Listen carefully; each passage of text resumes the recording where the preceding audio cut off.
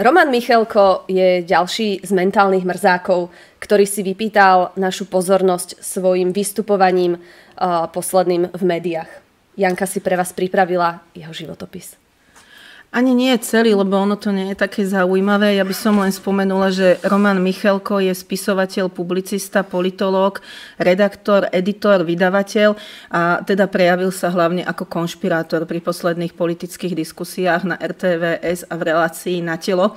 Nakoľko ho poslali ako maximálne nekompetentného človeka obhajovať novelu trestného zákona a trestného poriadku, tam teda aj patrične pohorel, lebo pripustil teda, že on nie je ten, koho by sa mali pýtať a pripustil aj teda, že ho nesprávne informovali, tak zabrdol do inej témy. Skúsil sa prejaviť ako biológ a opäť teda pošpiniť meno Jána Čurilu a môjho brata, ale samozrejme aj ostatných vyšetrovateľov Národnej kriminálnej agentúry. Meno Jána Čurilu sa snažil pošpiniť pri kauze z roku 1999, kedy bola zavraždená mladá žena, ktorá bola tehotná vo 4. mesiaci tehotenstva, mala sa vydávať a po ceste do práce ho niekto stiahol z bicykla, zavliekol ju do kukuričného pola, tam ju zbil, znásilnil, uškrtil potom oceľovým drôtom a dlho teda nebol známy páchateľ tohoto strašného trestného činu, tak Roman Michelko použil túto kauzu teda na to, že by si mohol kopnúť do Jána Čurilu v tom zmysle, že Ján Čurila manipuloval dôkazy, ktoré teda by mohli viesť k objasneniu tohto prípadu.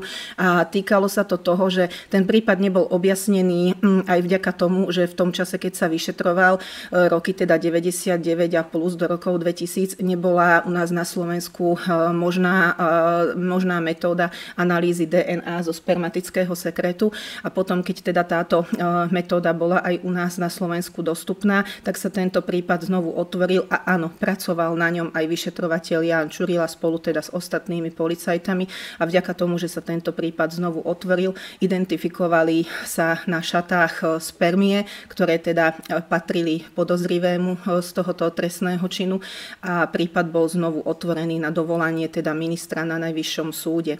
Do Jána Čurilu a vyšetrovateľov Národnej kriminálnej agentúry sa útočí, čo sa týka tohoto prípadu aj v tom zmysle, že tento teda podozrivý zo spáchania tohoto trestného činu sa potom neskôr sám usmrtil, zabil sa teda jatočnou zbraňou a Jánovi Čurilovi sa pripisuje jeho vina na tejto smrti.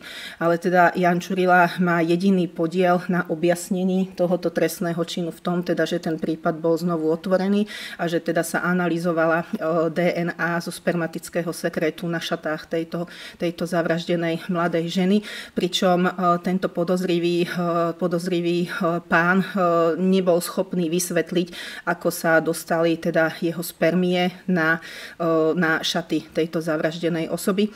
A druhý prípad, kedy si Roman Michelko kopol do vyšetrovateľov okolo Jána Čurilu aj do môjho brata, bolo vtedy, keď spomenul vraždu Daniela Tupého. Citujem, Roman Michelko vyslovene povedal, že Ján Čurila je jeden neschopák, ktorý nikdy nič nedokázal, že dokáže robiť iba politické kauzy a že vďaka nemu bude vražda Daniela Tupého premlčaná.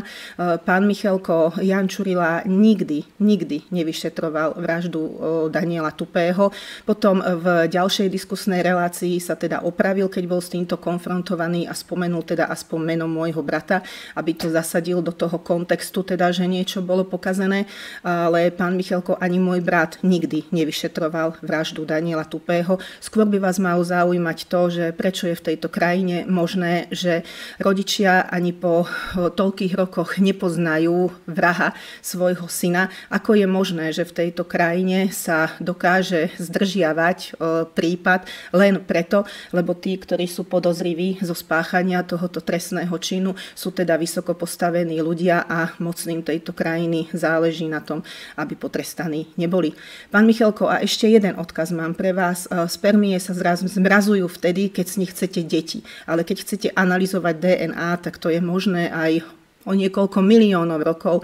My analyzujeme DNA z múmií faraónov a zisťujeme, na čo zomreli. My analyzujeme DNA z týchto múmií a zisťujeme príbuzenské vzťahy a takisto analyzujeme aj DNA dinosaurov. Takže na budúce skúste sa držať iba toho, čo viete.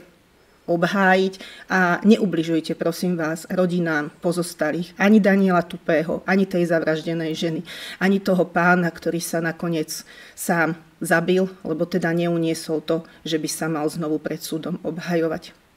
A hlavne hovoriť o Jánovi Čurilovi, že je neschopný, a hlavne z vašich úst, pričom vašim jediným životným výkonom bolo, že ste boli najrýchlejšou spermiou. Pán Michelko, radšej mlčať.